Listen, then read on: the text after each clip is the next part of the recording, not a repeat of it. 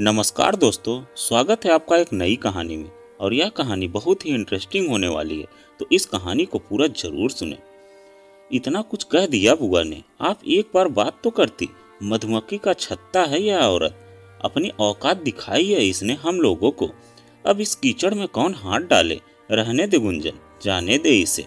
मालती ने कसकर बांह पकड़ ली गुंजन की, उसके पीछे जाने ही नहीं दिया।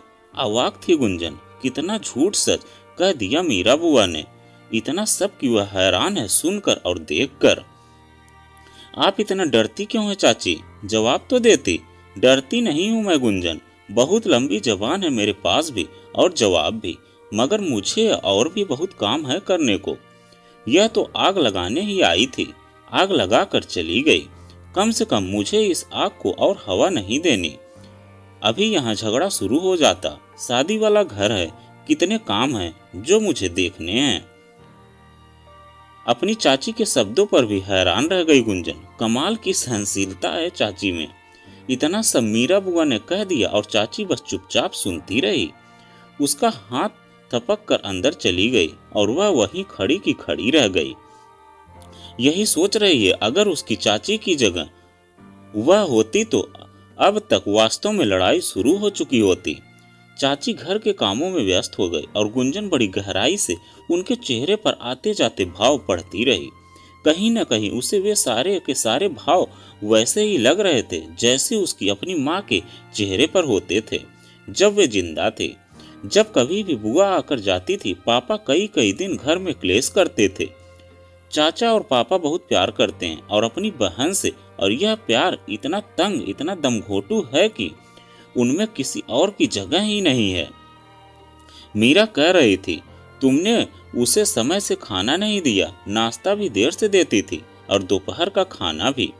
अरे दीदी, खुद ही कहती थी कि वह नहा कर खाएंगी। अब जब नहा लेंगी तभी तो खाना दूंगी। तो क्या 12 बजे तक वह भूखी ही रहती थी? नहीं तो तब तक 4-5 कप चाय और बिस्कुट आदि खाती रहती थी। कभी सेब, कभी पपीता, अनार और केला आदि। क्यों, क्या कहा उसने? इस बार रुपए खो जाने की बात नहीं की क्या? चिढ़ जाती थी माँ। घर की शांति पूरी तरह ध्वस्त हो जाती। हम भी घबरा जाते थे जब बुआ आती थी। पापा बिना बात हम पर भड़कते रहते, मानो बुआ को जताते रहते, देखो मैं आज भी तुमसे अपने बच्चों से ज्यादा प्यार करता हूँ। खींचा करते थे हम कि पता नहीं इस बार घर में कैसा तांडव होगा और उसका असर कितने दिन चलेगा। मीरा बुआ का आना किसी बड़ी सुनामी जैसे लगता और उसके जाने के बाद वैसा जैसे सुनामी के बाद की बर्बादी। हफ्तों लग जाते थे हमें अपना घर संभालने में। माँ का फूला मुंह रहता और पापा उठते बैठते यही शिकायतें दोहराते कि उनकी बहन की इज्जत नहीं की गई, उसे समय पर खाना पीना नहीं मिला, उसे सोने के बाद माँ बाजार चली गई। वह बोर हो गई क्योंकि उससे किसी ने बात नहीं की। खाने में नमक ज्यादा था और खास तौर पर इस बात की नाराजगी की जितनी बार बुआ ने चाय पी, माँ ने उनके साथ चाय नहीं पिया। मैं बार बार चाय नहीं पी सकती, पता है ना आपको। तभी मम्मी मुझसे बोली, क्या बचपना है गुंजन यह, तुम समझती क्यों नहीं अपने पापा को। मीरा आकर चली तो जाती है, पीछे तूफान मचा जाती है। दिमाग उसका खराब है और भोगना हमें पड़ता है। यह मीरा बुआ सदा मुसीबत थी गुंजन के परिवार के लिए, और अब यहाँ भी वही मुसीबत। गुंजन के परिवार में तो साल में 1-2 बार आती थी क्योंकि पापा की नौकरी दूसरे शहर में थी, मगर यहाँ चाचा के घर तो वह अस्थायी रिश्तेदार हैं। वह भी ऐसी रिश्तेदार जो चाहती हैं भाई के घर में छींक भी मारी जाए तो बहन से पूछकर।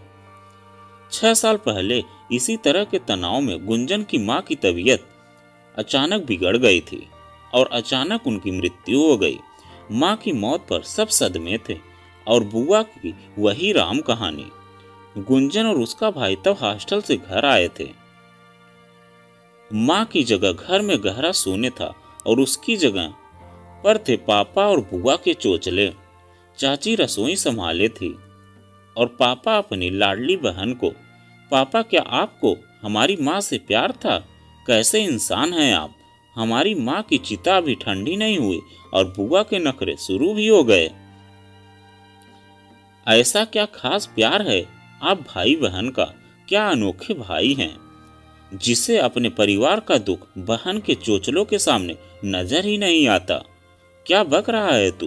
बक नहीं रहा, समझा रहा हूँ पापा। रिश्तों में तालमेल रखना सीखिए आप। बहन की सच्ची झूठी बातों से अपना घर जलाकर भी समझ में नहीं आ रहा है आपको। हमारी माँ मर गई है पापा, और आप अभी भी बुआ का ही चेहरा देख रहे हैं। पिता और बच्चों के बीच ऐसी दूरी आ गई कि माँ के जाते ही मानो वे पितृविहीन भी हो गए। गुंजन की शादी हो गई और भाई हैदराबाद चला गया अपनी नौकरी पर। पापा अकेले हैं नोएडा में। टिफिन वाला सुबह शाम डब्बा पकड़ा जाता है और नाश्ते में वे डबल रोटी या फल दूध ले लेते हैं। बुआ से कहिए ना अब आकर आपका घर संभाले। माँ आप दोनों भाई बहन की सेवा करती रहती थी, तब आपको हर चीज में कमी नजर आती थी। अब क्यों नहीं मीरा बुआ आकर आपका खाना पीना देखती? अब तो आपकी बहन की आंख की किरकिरी भी निकल चुकी है। पापा अपने पुत्र के ताने सुनते रहते हैं, जिस पर उन्हें गुस्सा भी आता है और पीड़ा भी होती है। अफसोस होता है गुंजन को अपने पापा की हालत पर। बहन से इतना प्रेम करते हैं कि उससे ऊंच नीच समझा ही नहीं पाते। कभी बुआ से यह नहीं कह पाए कि देखो मीरा, तुम यहाँ पर सही नहीं हो, तुम्हारी अधिकार सीमा इस घर तक नहीं है। चाची के घर आई है गुंजन भाई की शादी पर। इकलौता बेटा है चाची का, जिसकी शादी चाची अपने तरीके से करना चाहती हैं। मगर यहाँ भी बुआ का पूरा पूरा दखल, जिसका असर उसे चाची के चेहरे पर साफ दिखाई दे रहा है।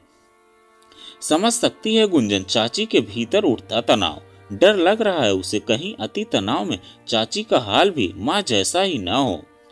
चाची के साथ काम में हाथ बटाती रही गुंजन और साथ साथ चाची के चेहरे के भाव भी पढ़ती रही। दोपहर में जब वह दर्जी के यहाँ से आने वाले भाभी के कुछ कपड़े लाकर चाची को दिखाने लगी, तब चाचा का फोन आया। गुंजन ही उठा लिया। जी चाचा जी कहिए। चाची थोड़ी देर के लिए लेटी हैं, आप मुझे बताइए क्या काम है? मीरा दीदी से कोई बात हुई है क्या? क्यों, क्या हुआ?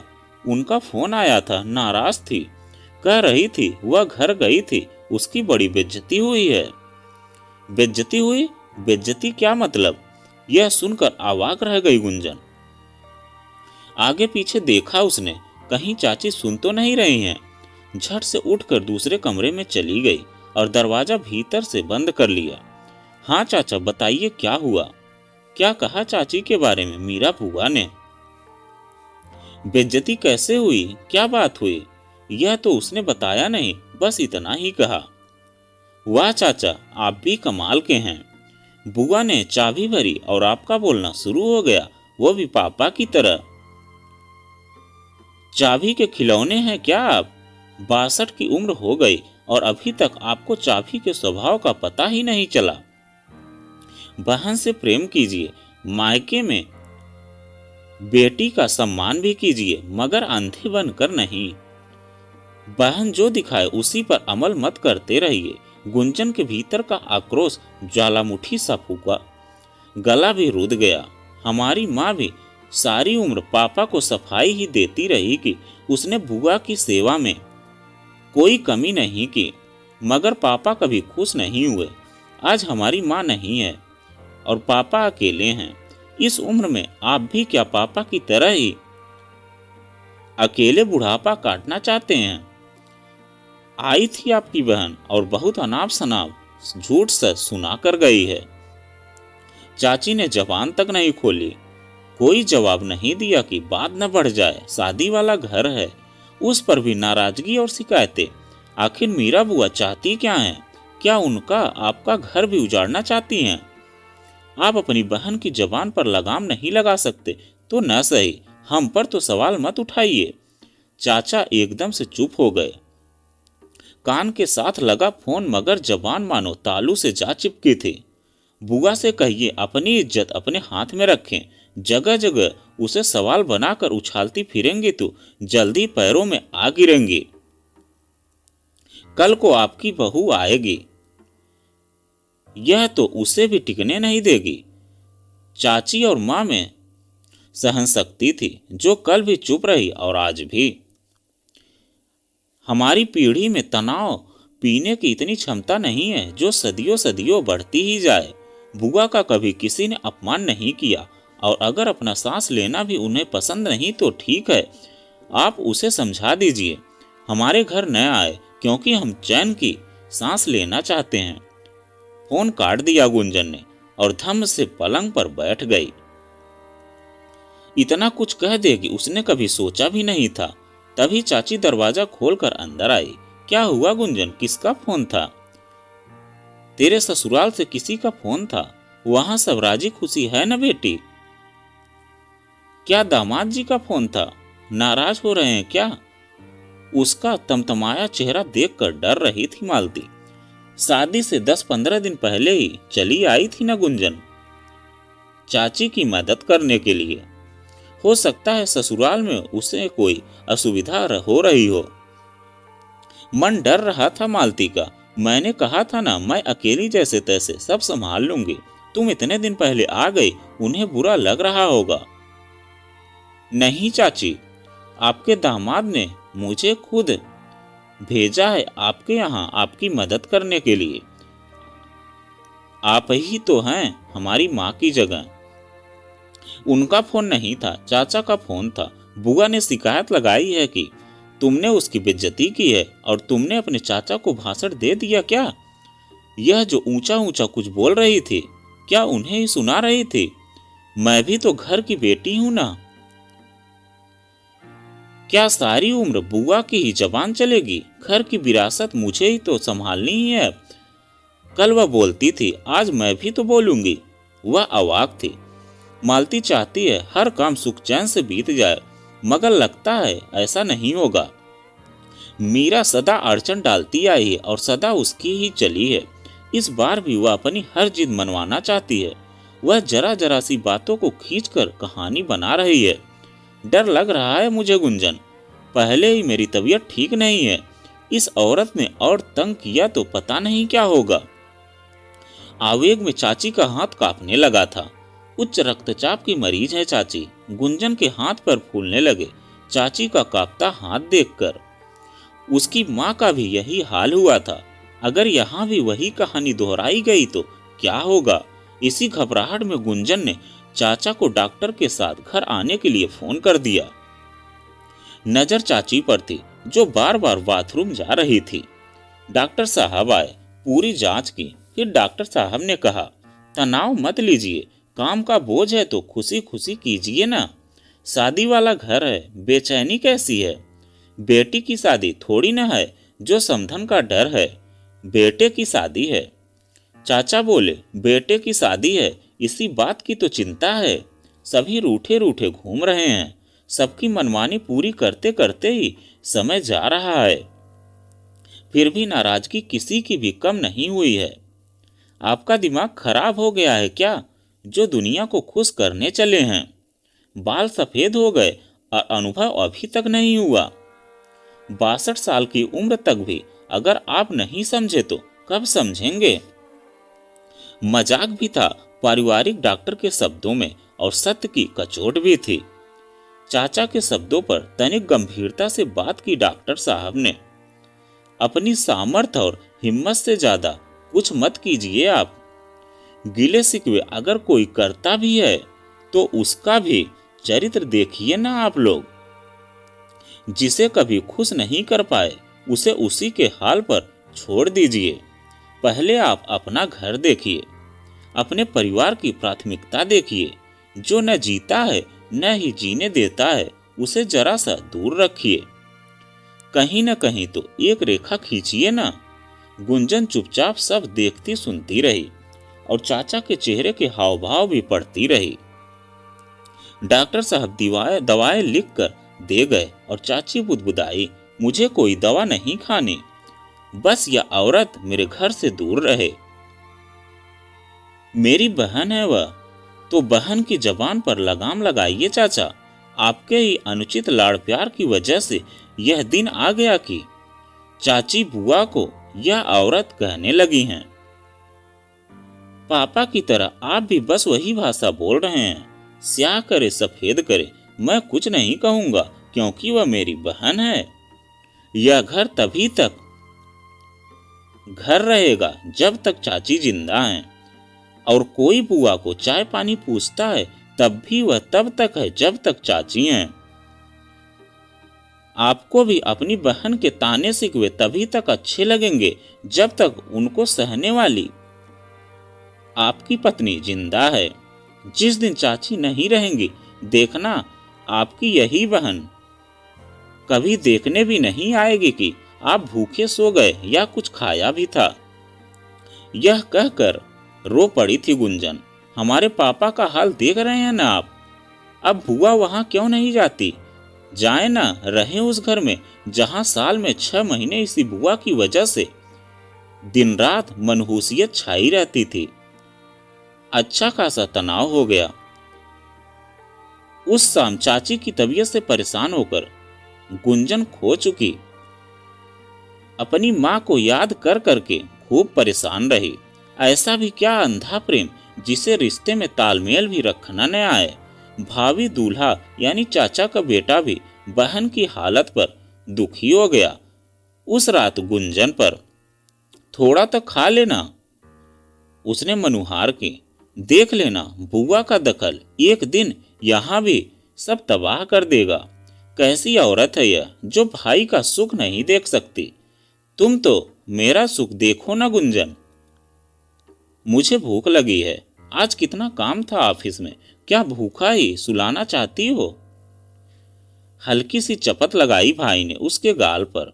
चाची भी भूखी बैठी थी। वे बिना कुछ खाए दवा कैसे खा लेती? चाचा विचित्र चुप्पी में डूबे थे। गुंजन मुखातिब हुई चाचा से और बोली, इतने साल उस बेटी की चली, मैं भी ससुराल से आई हूं ना, मेरा भी हक है इस घर पर। आप बुआ से कह दीजिए हमारे घर में हमारी मर्जी चलने दीजिए। बस मैं इतना ही चाहती हूं चाचा, मेरी इतनी सी बात मान लीजिए। चाचा आप सुन रहे हैं ना? चाचा मुझे इस घर में सुख चैन चाहिए, जहां मेरी आने वाली भाभी खुलकर सांस ले सके। मेरी भाभी सुखी होगी तभी तो मेरा मायका खुशहाल होगा, वरना मुझे पानी के लिए भी कौन पूछेगा।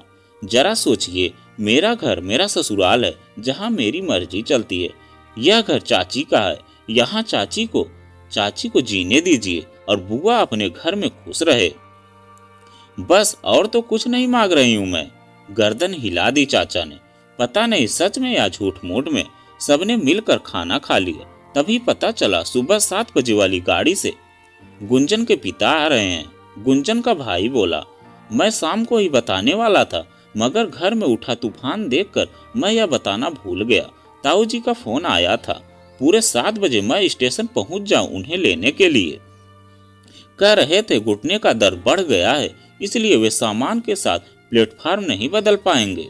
गुंजन की चाची बोली, मैंने तो कहा भी है भैया यही हमारे पास ही क्यों नहीं आ जाते, वहां अकेले रहते हैं, कौन है वहां देखने वाला। भैया तो मान जाएं, मगर मीरा नहीं चाहती। सहसा चाचा के होठों से निकल गया। सबका मुंह खुला का खुला रह गया। सब हैरान रह गए। चाचा का रंग वास्तव में बदला सा लगा गुंजन को। शायद अभी अभी उनका मोह भंग हुआ था अपनी पत्नी की हालत देखकर और भाई का उजड़ा घर देखकर। भैया अगर मेरे साथ रहे तो मीरा को क्या समस्या है? वही बेकार का अधिकार, हर जगह अपनी टांग फंसाना शौक है इसका। यह भी निकल गया चाचा के मुंह से। सब उनका मुंह ही ताकते रह गए। चाचा ने गुंजन का माथा सहला दिया। कल से मीरा का दखल समाप्त। अब भैया यहीं रहेंगे मेरे पास। तुम्हारी चाची और तुम्हारी आने वाली भाभी की चलेगी इस घर में। जैसा तुम चाहोगी वैसा ही होगा। चाचा का स्वर भीगा भीगा सा था। पता नहीं नाराज थे उससे या खुश थे, मगर उनका चेहरा एक नई ही आशा से जरा सा चमक रहा था। शायद वे एक और बेटी की जिद मानकर एक नया प्रयोग करने को तैयार हो गए थे। और फिर चाचा ने अपनी बहन को सीधे सीधे कह दिया कि तुम अपने घर तक ही सीमित रहो, यहाँ सिर्फ गुंजन की चाची की ही चलेगी और अधिकार होगा। और यह सुनकर बुआ जी का मुंह बन गया और वह अपने भाई को ताकती रह गई। तो दोस्तों, यह कहानी आपको कैसी लगी कमेंट में लिखकर जरूर बताइएगा। अगर आप हमारे चैनल पर नए हैं तो प्लीज़ चैनल को सब्सक्राइब कीजिएगा और वीडियो को एक लाइक कीजिएगा। तो चलिए मिलते हैं एक नई कहानी के साथ में एक नए वीडियो में।